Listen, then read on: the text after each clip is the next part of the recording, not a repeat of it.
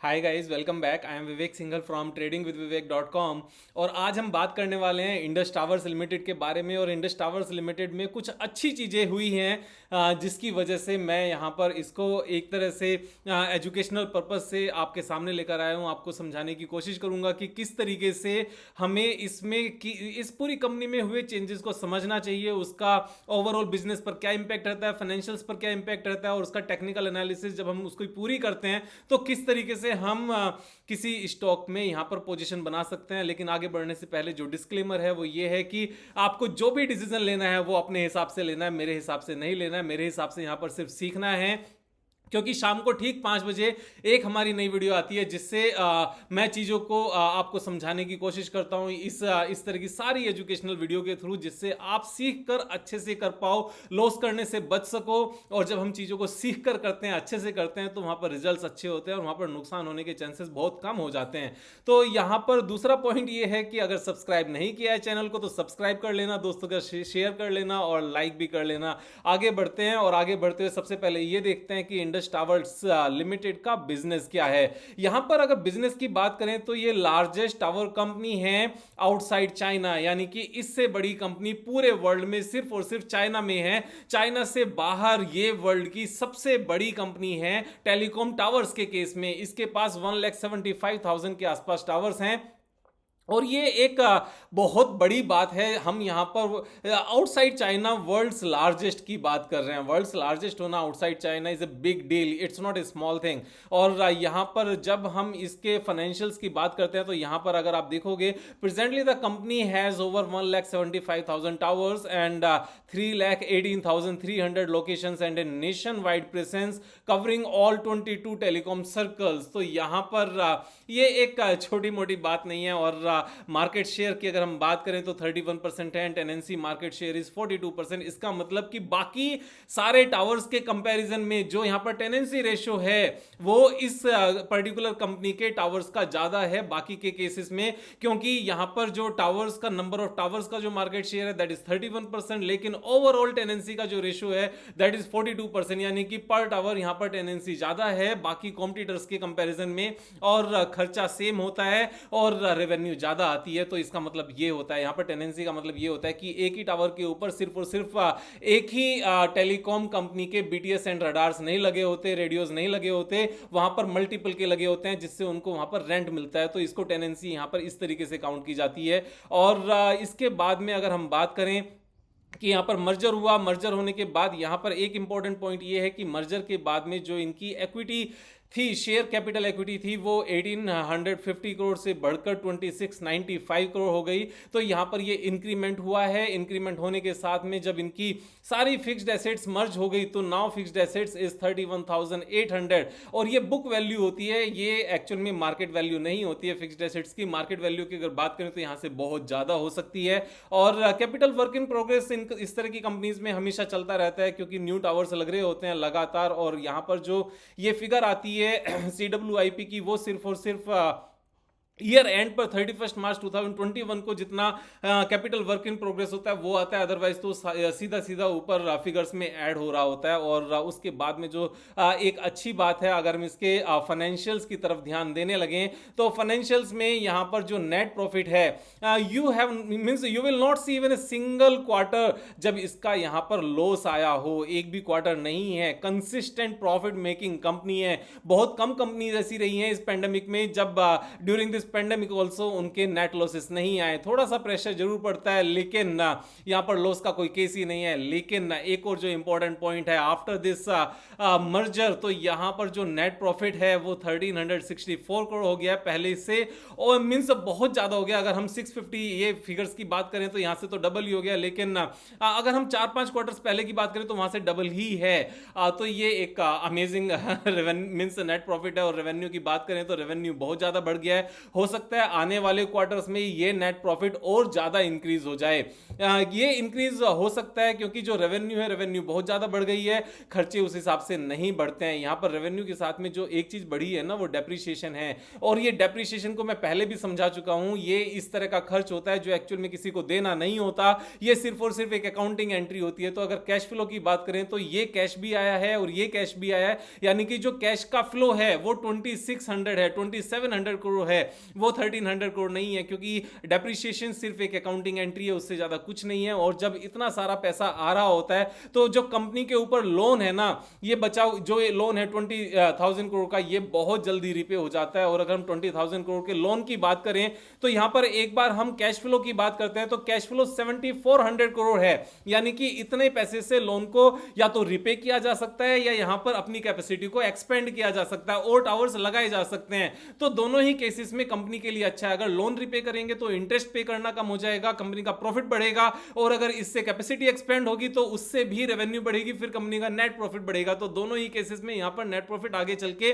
बढ़ता जाएगा। और जिस तरीके से हम 4G से 5G, 5G से आगे और ज्यादा स्ट्रेंथ के साथ जब आगे बढ़ेंगे तो ये चीजें रुकने नहीं वाली हैं। मैं यहां पर टेलीकॉम कंपनीज की बात नहीं कर रहा हूं, टेलीकॉम इंफ्रास्ट्रक्चर कंपनीज की बात कर रहा हूं। ये उसका पार्ट होती हैं। तो यहां पर टेलीकॉम कंपनीज कितना कमाएंगी पता नहीं, एयरटेल कितना कमाएगी नहीं पता, यहां पर जियो कितना कमाएगी नहीं पता, वोडाफोन कितना कमाएगी ये भी नहीं पता, लेकिन this company is consistently making money. और ये सिर्फ क्वार्टरली ग्रोथ नहीं है, यहां पर अगर आप ईयरली भी देखोगे ना तो 253 करोड़, 551, 749, 1000, 1500, 1900, 2200, 2700। तो उसके बाद में यहां पर ये दो साल सिर्फ ऐसे आए जब सब कुछ सेम रहा, लेकिन उसके बाद में फिर से ग्रोथ स्टोरी शुरू हो गई क्योंकि यहां पर इनका मर्जर हो गया और उसके चलते सारी चीजें अच्छी हैं। अब मैं आपको बताने वाला हूं जो इस पूरे फाइनेंशियल्स का सबसे स्ट्रॉन्ग पॉइंट है।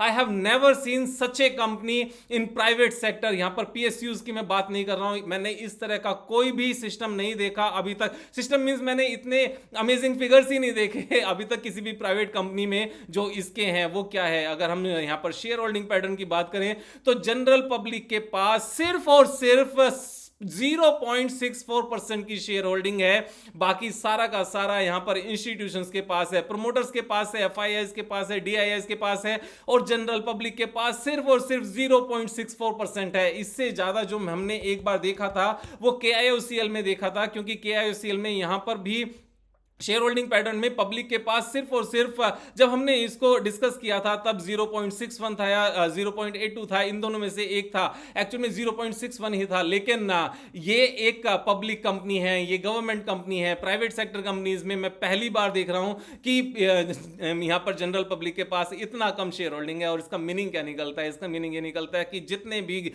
स्ट्रॉन्ग हैंड्स हैं सब इस कंपनी को पूरा का पूरा परचेज करके बैठे हैं। And it's not a small company, it's a big size company. The market capitalization is 66,000 crore, almost $9 billion की कंपनी है। और $9 बिलियन की कंपनी में जो पब्लिक के पास है, यानी कि वो इतना सा है। और वो भी एक चीज और देखो ना, वो भी कम होता चला गया है यहां पर, और पहले से भी नहीं था। It's an strong hands. और ये स्ट्रॉन्ग हैंड्स की बात करें, यहां पर एफआईआईज की बात करें तो यहाँ मींस ऑल आर ये जो अपने वेंचर कैपिटलिस्ट होते हैं सारा उनका पैसा लगा हुआ है। और तो यहां पर 0.62 ये चीज मुझे बहुत ज्यादा फैसिनेट करती है। उसके बाद में जब हम यहां पर टेक्निकल चार्ट पैटर्न्स की बात करते हैं तो टेक्निकल चार्ट पैटर्न्स में भी यहां पर वो टेक्निकल चार्ट पैटर्न बना हुआ है जो मुझे हमेशा से ये कहता है कि विवेक भाई कुछ भी हो सकता है, लेकिन ये पैटर्न यहां पर फेल नहीं हो सकता, क्योंकि इस तरह के पैटर्न्स फेल होते हुए दिखते नहीं है। और इसको हम कहते हैं complex reverse head and shoulder pattern.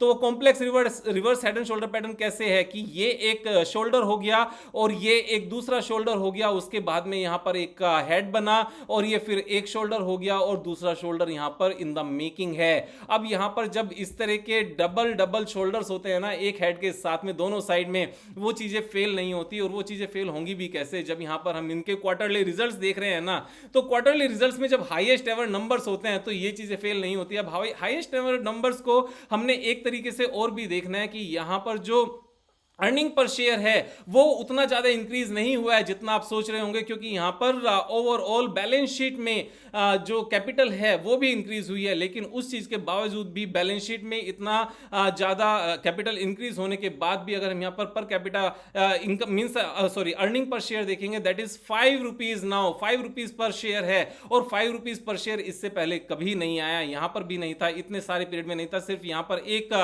Single quarter था सितंबर में। और यहां पर जिस हिसाब से इनकी रेवेन्यू इंक्रीज हुई है ना, उस हिसाब से यहां पर इनकी जो नेट प्रॉफिट है वो और ज्यादा बढ़ते हुए नजर आती है। और वैसे भी जब मर्जर होता है ना तो कंपटीशन खत्म होता है, मर्जर के केस में कंपटीशन खत्म होता है, ऑप्टिमाइजेशन ज्यादा अच्छा होता है, कॉस्ट रिडक्शन होती है और जो एसेट्स हैं उनका ज्यादा अच्छे से यूटिलाइजेशन किया जाता है। तो यहां पर ये चीजें और ज्यादा बढ़ने के चांसेस हैं और ये ऑलमोस्ट ऑल टाइम हाई पर इनका अर्निंग पर शेयर है। इन सब चीजों को ध्यान में रखते हुए, और जब ऑल टाइम हाई पर अर्निंग पर शेयर है तो इनका all time high share price क्या था, सबसे पहले हम एक बार यही देख लेते हैं। इनका all time high share price था 499 एंड करंट प्राइस से अगर हम 245 से इनका 499 की बात करने लगे तो 100% का यहां से स्कोप है सीधा सीधा। अब इस तरह के केसेस में जब सारी चीज अपने फेवर में हो, मार्केट भी फेवर में हो, बिजनेस भी फेवर में हो और यहां पर टेक्निकल चार्ट पैटर्न्स भी फेवर में हो, तो यहां से डबल होने में कितना टाइम लगेगा? मैं तो कहता हूं अगर 2 साल भी लग गए तो भी बहुत अच्छी ग्रोथ है। वैसे 2 साल लगते नहीं है मेरे हिसाब से, 1 साल से ज्यादा नहीं लगता, क्योंकि यहां पर सिर्फ और सिर्फ हम ये बात नहीं कर रहे हैं कि ये ऑल टाइम हाई यहां से जाएगा, और क्योंकि इसके ऑल टाइम हाई रिजल्ट्स हैं, उससे भी अच्छे रिजल्ट्स हैं, लेकिन यहां पर जो ये टेक्निकल चार्ट पैटर्न बन रहा है ना, इसका भी एक रोल होता है। अगर हम इसको भी देख लें तो यहां से reverse head and shoulder pattern के हिसाब से जो टेक्निकल इसका टारगेट आता है that is 421 and current price से लेकर अगर इसका potential target, potential net profit check किया जाए then this is 71.63%। It's also amazing. और इस तरह के केस में 1 साल से ज्यादा मैंने नहीं देखा जनरली, जब यहां पर complex reverse head and shoulder का राइट शोल्डर यहां से ऊपर बेस बना चुका और ऊपर चलेगा।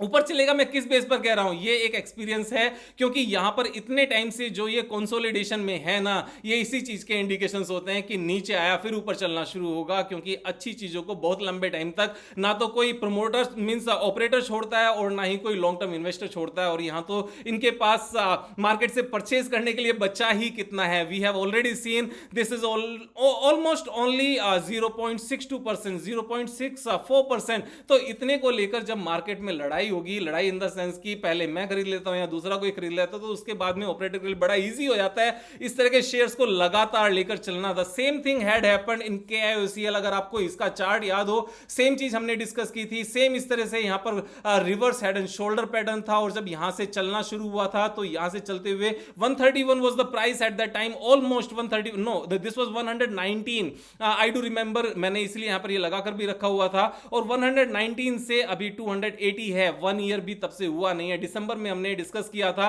और अभी जून में after 6 months it has already gone up 133%। तो सेम सिनेरियो यहां पर इसका नजर आता है। यहां पर इंडस टावर का, इंडस टावर में सेम ही तो सीन है, यहां पर पब्लिक के पास कुछ है ही नहीं यार। आप अपने हिसाब से ड्यू डिलिजेंस करके इसका ट्रेड लेना, मैं अपने हिसाब से लूंगा। और सब्सक्राइब नहीं किया है तो सब्सक्राइब करना, सब्सक्राइब कर लेना। अगर सब्सक्राइब नहीं किया दोस्तों के साथ शेयर कर लेना, लाइक कर लेना। I am Vivek Singhal from tradingwithvivek.com। Thank you so much. Have a nice day.